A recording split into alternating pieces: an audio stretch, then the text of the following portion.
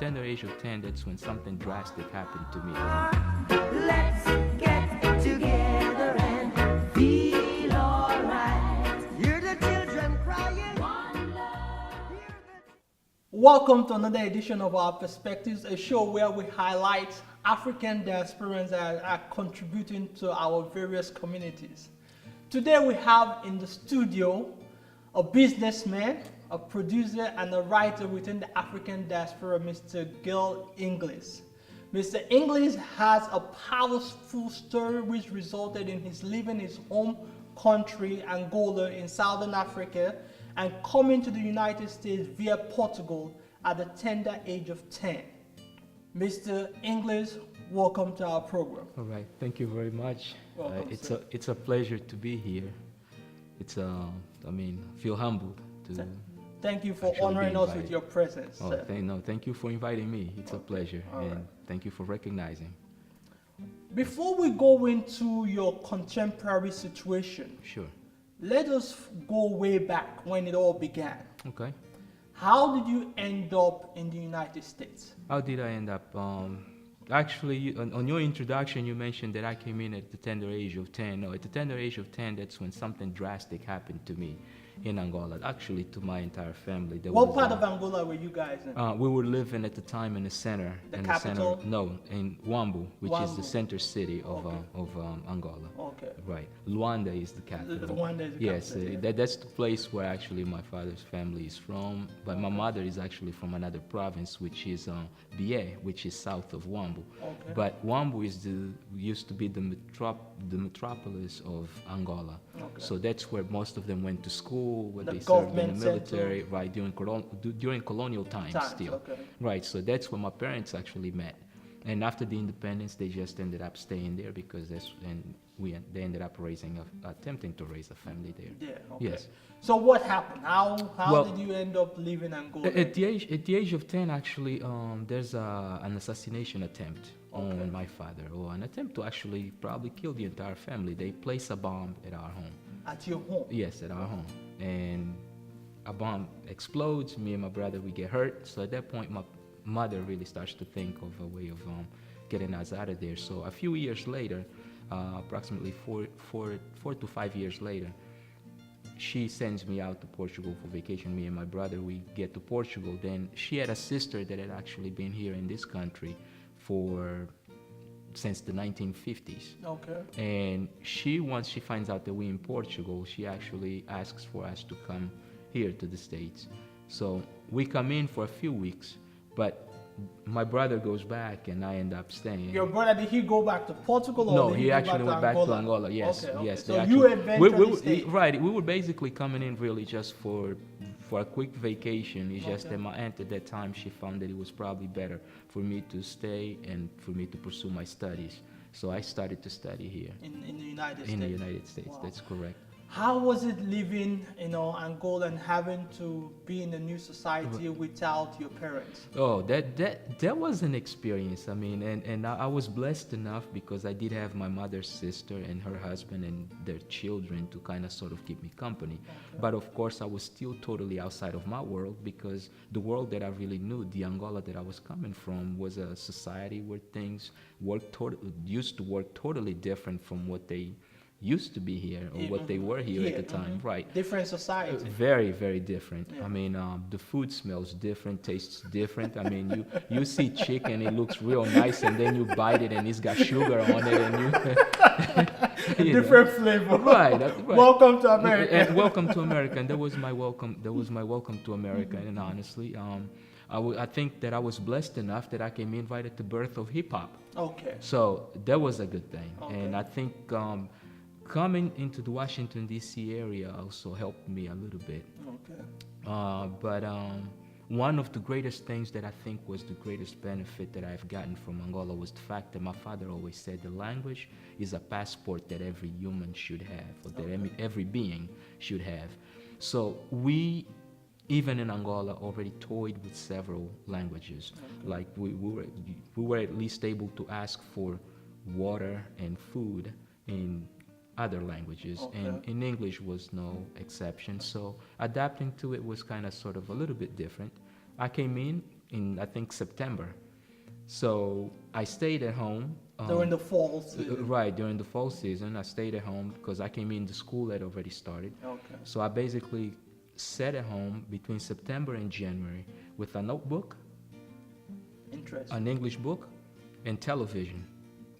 And I learned English. So you self-taught yourself. I self-taught myself as far as being able to read and concentrate and understand and get my ear used to the language itself. Okay. But I did have a lot of help. For instance, I had Mrs. Clark, Edna Clark, who was actually my tutor from church. There's a church at the time that we attended, actually. My aunt's husband was the minister for that church, a United Methodist church, Metropolitan United Methodist Church. And they had a tutoring program. And a lady that I actually call her mother now, I call her mom. Her name is Edna Clark. She really took into liking, and she basically helped me learn English. Okay. Right. She spent afternoons with me, going through the books, and basically I was able to pick up the language a lot easier and a lot faster than probably would. So in January, I went to a school where nobody spoke any other language other than English. And you were ready. And for those of our audience that don't know, Angola happened to be one of those unique African countries where they speak Portuguese. That is correct. You know, We speak Portuguese. we have a handful of African countries, about 5 of them. Angola is one of them. Tell us the rest of the countries. I know we have Guinea-Bissau, Angola, Mozambique, Guinea-Bissau, Cape Verde, Cape Verde. and I think in Africa that's pretty much What of it. Equatorial Guinea? Don't No? No, Okay. Equatorial Guinea speaks French, I French, believe. okay, Yes, okay. yes, they speak French. Okay. Yes, yep. So you come in here without the benefit of your parents, you know, Right. and with the evolution of hip hop, Yes. you know, how did that whole era, how did it help define who you are today? Here's what really happened, and I will tell you, in Africa during those days, you really didn't see much of hip hop or things like that. You saw Michael Jackson because he was the biggest thing around. Okay. And next thing you know, one day I hear this beat, this raw beat in Queens, New York. And this thing has got a strong bass, boom, boom, boom, boom, boom, boom, boom. And I'm listening to it and I'm like, okay, this sounds like This sounds familiar. right, that sounds kind of like our stuff. You know, it sounds sort of like our stuff. So I was like, okay, I may not be too far from home. Yeah, so I yeah. took a liking into hip hop, and honestly, the first few friends that I did get, they were because of music. Okay. Right. They actually heard me drum a beat on a desk Oh wow. at school. And that's how they approached me, because initially to them I was just that guy from Africa. I was different in just about everything I did. I mean, I dressed differently, I acted differently, I spoke differently. So the I music looked was the differently. bridge. Music was my bridge to most of my friendships at school. Music and soccer. On okay, Sports. yeah, Yes, sports, I can yeah. take that away. Okay. Right, because I did play for the school team, Okay. and I played varsity for the entire time. So music and soccer, they both were my bridges into America. Interesting. Yes. It reminds me also when I came, you know, with the importance of music, when I came to the United States Right. during the cold season too. I came in October, Right. and guess what? I had the go-go Right. beats within the DMV, and you know go-go is very Yes, large. yes. And when I heard that, I said maybe I'm at home. Yes. You know. Yes. So, That was my second introduction. Once I got to DC and I really started to understand the culture that existed here in DC, go-go music, I was like, okay, this is definitely home.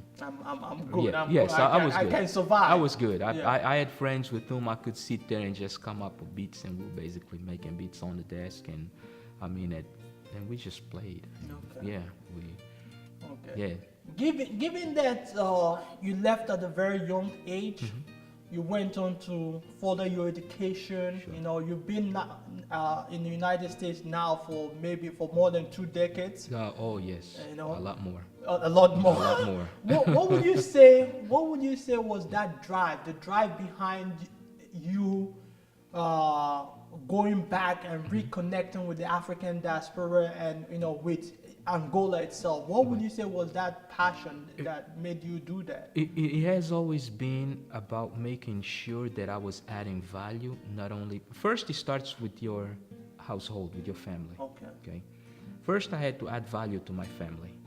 And then I had to add value to my neighborhood. Yeah. And then I had to add value to my city.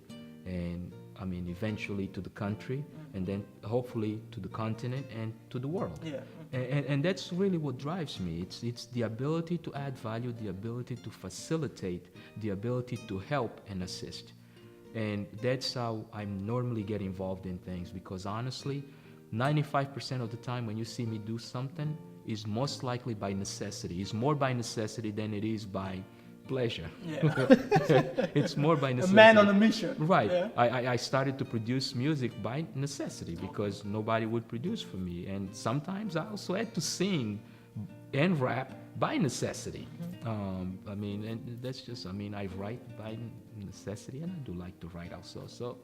So necessity got you reconnected to got you infused more with the African diaspora and reconnected to reconnecting back the to continent. Africa, because at that point in time, once I started to do music here with my American friends, after high school, I went on and I bought equipment, so I set up my own studio at home.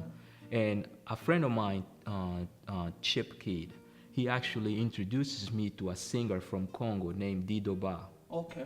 Didoba comes to my home studio, which at the time was in my bedroom, to record something. And he introduces me to Blaze Tangelo, who from that point on, once Blaze Tangelo and we basically meet, then I basically drag Blaze into everything I do. And that's how we end up later on creating a company that is actually called Exposure Entertainment, which is actually myself and with an American partner, Reginald Rainey. Okay. I met Reginald through my cousin, a cousin that I grew up with. I mean, we really brother and sister because we grew up together. So she worked with Reggie, and she was like, I work with this guy who's always talking about music. He reminds me so much of you. I mean, this guy, it's like sometimes I'm sitting in the office and I hear him talk and I think I'm listening to you. The same people. Right. So eventually she introduces us. Reggie also comes to my studio, in my bedroom studio. It was a setup, a computer, keyboard, and a cassette, a 8-track cassette recorder. And he comes in, he takes a look at it, and he's like, you know what, listen, I'm thinking about doing this production company that will actually do shows. Are you with it? So I said, I'm with it. And we got together, and we've been working together since then. Okay. Yes, sir. Mr. Ingles, we're going to take a break, and we'll be right back. All right, thank you.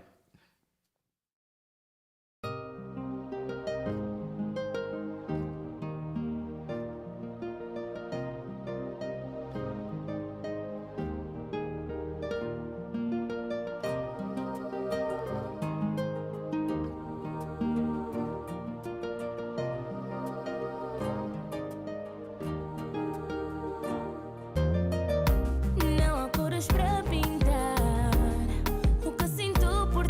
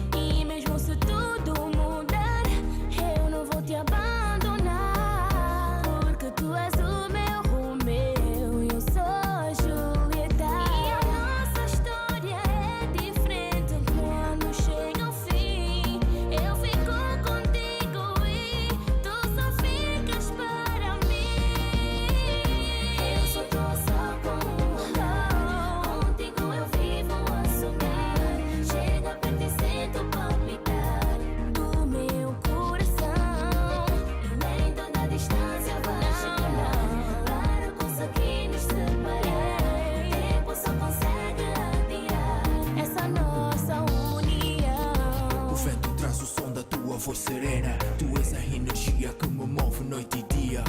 Não importa o quanto distante tu ficas, tua presença é evidente por como me faz sorridente. Irina, tu és a luz do meu escuro, o brilho do ouro mais puro. Minha música divina, o que pensas eu penso, o que sentes eu sinto. Conexão de um outro nível, viver sem ti impossível. Escuta, és adorável, tipo diva. Se Ducho fosse Adão, por ti daria 3 costelas. Não digas nada, posso ler nos teus olhos, em minha mente. Tu já estás entre as estrelas. Eu sou tua só com um olhar. Contigo eu vivo a sonhar. Chega perto e sinto palpitar do meu coração. Nem na distância vai chegar. Não vai chegar. Nos separa pra tempo só consegue aliviar essa nossa união. Eu sou tua só com um olhar. Contigo eu vivo a sonhar. Chega perto e sinto palpitar do meu coração. E nem toda distância vai chegar. Não vai chegar. Aqui nos separa pra nos tempo só consegue aliviar essa nossa união. Nossa união. Nossa união.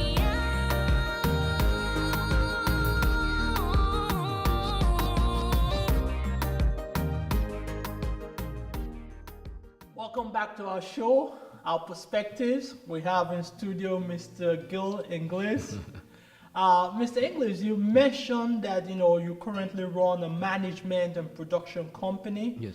And you also said that your involvement in music and other things have been based on necessity. Right. Who are some of the other people and acts that you've worked with in the industry? I've actually done several acts here from the diaspora, Okay. primarily. I mean, of course, I've worked with, for instance, Kobe Maxwell. Okay. Yes, I've worked with Kobe Maxwell pretty much most of his career.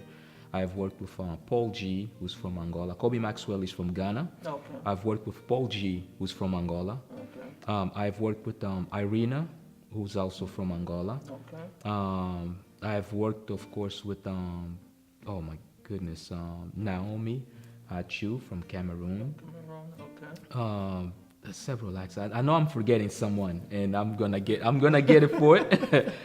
And in terms of working with them, was it exclusively doing music, or what other avenues? No, sometimes there are aspects in which I do work with them just in production. Okay. For instance, I did work with Betty G from Ethiopia. Okay. She was actually the latest project that I just did, wonderful, right? wonderful. And no, other times I also do management. Sometimes I do agency. Basically, wherever I can add value, I put myself in that position and I assume that role. Okay. Right. So you work with them in terms in the front end and at the back end also? Front end, back end, and whatever necessary. I'm basically a resource that is there to assist them and to help them navigate through the process of this industry, because it can be complicated for someone who's not very familiar with it. And I think we have been a little bit good and able to manage that somehow. Okay. Yeah. In terms of your broad range within the African diaspora, working with people from Ethiopia, from Ghana, from Angola, how have you managed to make that all work? Because sometimes there's this whole notion that we don't, get along, we have these, Right. separate mentalities and things like that. How have you managed to, get all these things going? See, I think one of the things that I did to myself initially, and this is probably due to the fact that I grew up here without really immediate family, and when I say mother, father, and siblings around me, I had to learn how to make my friends, my close family, my family. Your network. Right. And I never identify myself as an Angolan. Okay. I identify myself as an African. Okay. And I do carry forth Pan-Africanism. Oh, Okay. wonderful. And then I identify myself as a person of the world, and I carry fourth globalization. Citizen of the world. Right, I'm a citizen of the world. So most of the people that do work with me, they find sometimes very interesting because West Africans at one point, it was like, you know what, if you're Francophone, you were Francophone. And during those days, that's how it used to be.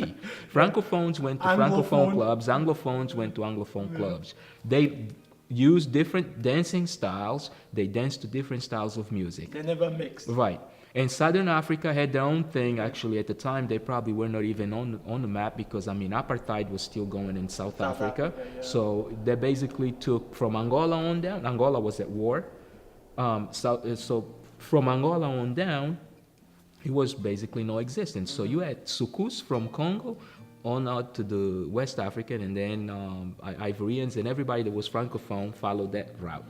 And then you had reggae from Nigeria that just went on and also spread itself around that end and West caught Coast. Kenya and then the East Coast and everything else that came through that end. And then you had Ethiopia, of course, and the Arabian styles of music that controlled the northern part.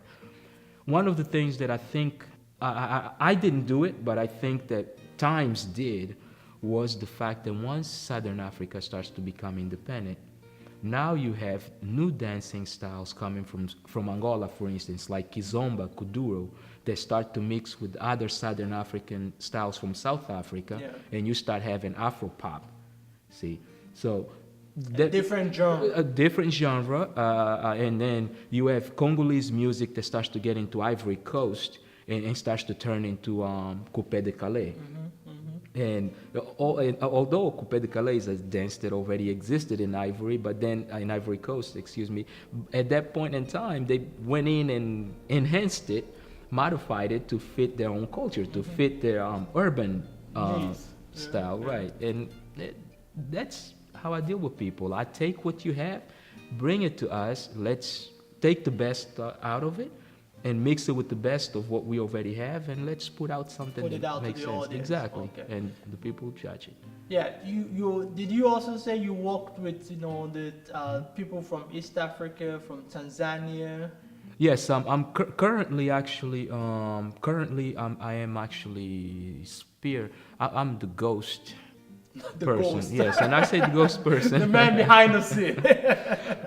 I am the ghost person. They call me the officiator, and I'm still trying to figure out what that means. Okay. Because honestly, when they brought me in, I thought that I was simply coming in to put together a program Okay. for Miss Tanzania USA, Okay. and to have that approved by their executive, and then as a trade-off, they were gonna let me host the event. Okay. But their role has actually turned into a lot more than what it is. So I am currently working with Tanzania on their Miss Tanzania USA pageant, which is actually a historic pageant because it's the first time that they are doing It in Miss the United Tanzania in the States. United States. Okay. Correct. And when is this going to be taking place? This is taking place on November the 30th Okay. in Maryland, in Maryland. Silver Spring, The Maryland. DMV area? Yes, in the DMV area. But the candidates are coming from all parts of the country. Oh, So wonderful. right, this is basically the first time in which Tanzania will have a Miss Tanzania USA or a Miss Tanzania from the Diaspora USA. And our attempt is to basically have that person then go represent Tanzania on Miss Africa and also on Miss Tanzania back in Tanzania in hopes that we can probably get her in Miss Universe. Okay. So the Tanzanian community, yes. in the whole of the United States is going to be involved in this project. They are all involved in it. We actually did get an approval from the executive, which is the government of Tanzania through the Tanzanian embassy. Okay. And then we also got the approval from the community that actually has a leadership in place. And they both have approved, have come together, have put together have accepted a program that will help Miss Tanzania USA bring up the first queen from the US to go represent the country. And how many contestants do you guys? Currently, we have 8 contestants. Okay. The registration is still open. It's still open. Right, it will still be open for a few weeks. But pretty much, I mean, normally when you have more than 5 contestants, you're pretty much set. Right. So it's you're on able to pick November someone. 30th November 30th. in which Silver is- Spring, Maryland. Exactly, which is the Saturday after Thanksgiving. Saturday after Right. Thanksgiving. So Yeah. after you finish eating the turkey, you can go out and watch. Exactly. Make sure that you go to www.misstanzaniausa.com Miss Tanzania and USA. look for the location. I know that it is in Silver Spring. The most I can give you is off of Route 29, which is Colesville Road, Colesville Road. at the Industrial Park. Okay. Right, so it's outside of the Beltway. I know that much, and I should have known the address right off. No problem. But that information is available online. Right, okay. and of course they can always also call your show, Okay. and you guys can probably provide them Definitely, information on definitely. that. You coming, right? Yeah, I'll be there. I'll be And- there. and that's- I'll be that's- there. that's a The good thing. whole Tanzania, East Africa. Yes. I'll be there representing as an African It diaspora. would be great. It Yeah. would be great. They do need that support because if you look at it, Tanzania really has not been very much in the forefront of the diaspora. And that doesn't mean that they do not exist or that they have not been doing good things. They have actually been doing great things. They have their own community. They have been together. And now that gives an opportunity for the rest of us to come in and join forces with them and also do what help them and see what they're exactly. doing, support them also at the same Of course, time. of course. That's one of the great things. Yeah, it's a wonderful thing that you're from Southern Africa, you're from Angola, and Yeah. your tentacles spreads to the different African diaspora and communities. Going back to your history, and from where you came and from your experiences, Right. what do you think we can do to shine a positive light on the state of Africa, or let's Right. narrow it to the situation, the current situation in Angola? What do you think we Okay. can do to alleviate some of the situations there? Well, now, here's what's going on. Angola is right now one of the fastest growing countries in the world. Okay. But with that, we must remember one thing. Okay. The greatest investment of any country is its people. People, yeah. Okay. So the one thing that I always tell people in the diaspora, and that's the reason why I get involved in causes such as that, of me joining Tanzania, of me joining the Angolan Community Association, which I presided for a few years also, by me joining and hosting Miss Angola USA also. What drives me to actually do these things is the fact that we have an opportunity to actually show the world the new growth, the new Africa. Okay. And we're the ambassadors of that new Africa. And by showing the world the good things that the new Africa has, the new business opportunities, the new economic opportunities, the new touristic opportunities, that makes the continent come up. African movies are now one of the greatest booms in the United States. Exactly. People now watch those movies because they find them funny. They like the stories. Exactly. And that is also helping African movie makers increase the quality of movies that they used to make. So the same transition that happened during music, right? At one point African music also wasn't very well looked upon. All of a sudden it becomes this great thing. Now we have African acts signed to American recording labels, right? And selling huge arenas here in the United States. Yeah. So it takes work, and sometimes it's not just the work from the big companies. It really needs to start at the community level. It needs to start at our homes. What I always tell people is this. For instance, if there is an African event in which you are involved in, you should at least have the people in your household join you to support that event, and hopefully your neighbor will do the same thing. Eventually, you have the entire community supporting each Showing other. up and- Because at the end of the day, if we don't do it for ourselves, who will? Yes. Speaking of us being the ambassadors and being, the lens to reflect the African continent, if you look at Angola, and the history of Angola, you find out that, although we are trying to create a new image of Angola, you find out that the hems of power Right. happen to reside in faces that are old. Right. Jose Akwada dos Santos, Right. the current president of Angola, Right. has been there since 1979. Right. Fought a war with Jonas Savimbi, in the 70s and the 80s, Right. UNITA and everything. Right. So how do you think we can make that link to the regular folks in Africa and empower the human capital when you still have some of those old faces in charge of the government? Well, it's sort of very basic, and sometimes I look at things like this.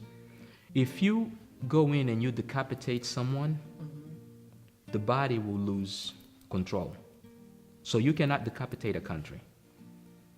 You have to transition a country through due process. Okay. He's been there for quite some time. I do understand that. But then again, at times we have to stop and ask ourselves, okay, if he picked up and he left the country in a state of chaos, who would benefit and who would suffer the most? Would still be the people. So let's allow ourselves to put infrastructure in place so that once he will make the transition, we can go into a healthier state. No one lives forever. We don't want him to die in power, but we do want him to hand over, to build the capital around him, so that, because I think some of our problems on the continent is that, even with those people that are progressive leaders, they get into, they agitate for power and get into power, and when they get there, they don't want to relinquish power. Right. But I think there's a portion that sometimes, I do understand what you're saying, and I do believe in doing that, and I'm sure that he himself probably feels the same way. Okay. It's not easy being not only under the microscope, being under that much stress for as many years as he has been. I mean, any human being that knows and understands quality of life knows that that's not an easy task. Okay. But yet, on the same note, there's a sense of responsibility that at times probably weighs on his shoulders even more than we can probably imagine. This is a man who has the fate of a country on his hands. Because if he was to pick up and leave, he can actually be chaotic because he could become an anarchy. Okay, well, we would agree to disagree on that. No, we can say, right. He can build capacity, and it doesn't have to be one. It doesn't have to be 1% centric. Exactly, and that's what I am saying. By investing on his people, by actually investing in his people, and by saying that, what I'm saying is that Angola now, for instance, does invest in a lot of students. I wasn't blessed enough to benefit from that. My schooling, I had to work full-time and go to school full-time. I wasn't blessed enough to get the benefit of the government assisting me in becoming who I have to become. But yet, that doesn't relinquish me or doesn't take away my ability to provide assistance where necessary to help others that are coming in, including those that are being helped by the government into transitioning and becoming part of the infrastructure that will actually drive the country. So it becomes a sense of personal duty in a way. And that's why when I answered your question, I answered from my personal perspective. I mean, I'm sure that he may have his own personal reasons. I can only answer from my personal perspective. But on the same note, there's one thing that does happen. Angola is now investing a lot on its people. Okay. It's trying to educate a lot of people. Because Portuguese countries, they were colonized in a very difficult manner. The Portuguese made sure that they would have destroyed anything that would have made their country survive without them, in order for them not to leave. So even after independence, our country was not in any way, shape, or form able to manage itself, able to run without the influence of outsiders. Right, but today we're transitioning into that position in which we can actually do that. Yeah. We're transitioning into that position in which, okay, as Angolans, we can now say, you know what, come in, help us build our country, and we also going to be able to take a lead role. Exactly. Yeah. Okay. So that futuristically, it's not just about you. Okay. So, I mean, honestly speaking, Angola now is practically economically and probably financially colonizing Portugal. And we now have a reverse situation where most people are leaving Portugal and Spain and going to Angola to get jobs. Exactly. Yeah. Speaking of that, on a personal note, as an African diasporan, what message do you have for the Angolan people? Well, one is to maintain a sense of unity, okay, which is very necessary. Two is to definitely educate yourself, because the future belongs to those who are educated. And three is to set up your own sense of success. Because as Africans, we still believe in that one thing. If A has $1 million, I too must have $1 million. No, for A, having $1 million may be his sense of success. You need to define for yourself what your personal sense of success is. Some of us, we think that, okay, we all need to be CEOs. We all need to be government leaders. We all need to be that. No, there are plenty of other positions here in the communities where we live that need to be assumed, and no one wants to take that role because it's not prestigious enough to show that we have actually become successful. But in reality it is, because only time tells the true story. So somebody has to do those, you know, those Someone, underground someone work. has to grind. Yeah. Someone has to grind, and that's what I think my mission in a way is. I'm not ashamed to get off of my suit, get on my knees, and scrub the floor if necessary. I am not ashamed to help one that already has, and then go back and have to help someone that doesn't. So most people, when they heard that I was gonna work on Miss Tanzania USA, they said, dude, you are crazy. You have a reputation to protect. Honestly, that's what most people to whom I spoke to, that's what they told me. You have a reputation to protect. You and go I said, in okay. this right. project that is coming out from scratch. Right. Now, I will tell you what the reputation that they were telling me that I had to protect. I have people in my network that refused to work on that because they said that it was not yet showing signs of being a successful endeavor. But yet, on the same note, I looked at it this way. The reputation that they were telling me that I had to protect was the fact that, dude, you have already hosted a Miss pageant in the diaspora that produced a candidate that became the Miss of your country, and now she's actually now running also for Miss Universe. Wow. And you're gonna go all the way down and start all over. You gotta be careful with that. And I said to that person the following. I said, listen, the success that determines who I am is not who I am helping. It is how I am helping. Definitely. Right. Because regardless of who it is, if he needs your assistance, you must to do be it. there. And it would have made no sense for me, someone who's knowledgeable in some of those aspects, not being able to help Tanzania because I have a reputation to protect. It just never made sense to me. Therefore, I signed up for the job at no pay, and I am hopefully doing the job. I mean, there are other companies that are definitely assisting. Of course, the government of Tanzania is now giving assistance to that committee. We have media companies, like for instance, Life Depicted Productions is one of the media companies that is an official partner to that show.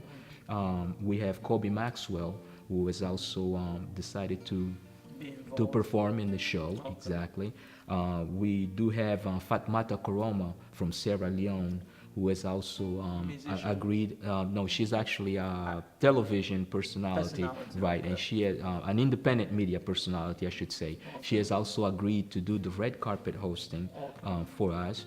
And we're trying to gather as many people as possible. Oh, there's Africa One TV who is also sponsored. They're actually going to do the 7-foot screens in the lobby area so that people can see the new Tanzania on the big screens. Right, and that's Tito Etri is the guy who CEOs that company. So we have several people now trying to join in, and I'm trying to bring as many people as possible. And by now, I will also extend my invitation for you to come and join us in making sure that day everyone can come in, say, hello, Tanzania, and can feel like they were welcome to Tanzania. Definitely. Right. As before we wrap up, as one who has a tremendous story, Sure. Thank you. an African diasporan that has gone, that is not afraid to let go of their ego and do the nitty-gritty work that is out there to be done. Before we wrap up, how can people get in touch with you? How can people get in contact with you? Well, of course, for the ones watching this show, they must definitely start by contacting this show. That's one way. And they can also look for me, which is Gil Ingles, which is GIL space INGLES. They can just Google me. That's another way. And the name of the company that I do represent, it's Exposure Entertainment, which is XPOSURE space entertainment. Right. And if they Google that, they should be able to get my contact. And I really don't have any specific things. No, not at all. In my personal opinion, go ahead and contact Mickey and Omar, and I should be good to go. Okay. Yeah. Thank you, Mr. Ingles. Oh, thank you it's for been a spending this pleasure. time with Oh, us no, and thank continue you. with the good work, sir. Thank you for inviting me. It's a humbling and a very good experience. Thank you very much. By the way, before I go, I should probably plug this because this is something that we do have going on for next year. The Southern African countries have actually gotten together and formed an association called Southern African Community Association. And what this association actually deals with, it deals with issues that primarily are pertaining to Southern African countries, which is from Congo on down. So they do have a television show that they have also asked me to come in and help with. The name of the show is Southern African Connection. So that's where people will also be able to get in touch with me or be able to see some of the things that I am doing. And it's going to be aired in the That will Diaspora? be, yes, that will be aired in the Diaspora, will be also available online and definitely on all public access networks here in the region.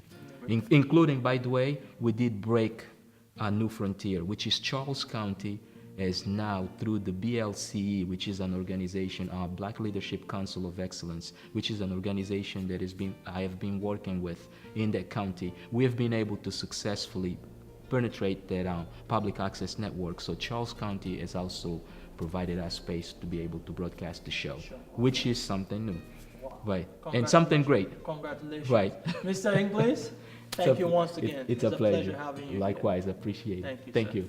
Once again, thank you for joining us for our perspective where we have an African diasporan that is adding value to our community. Thank you.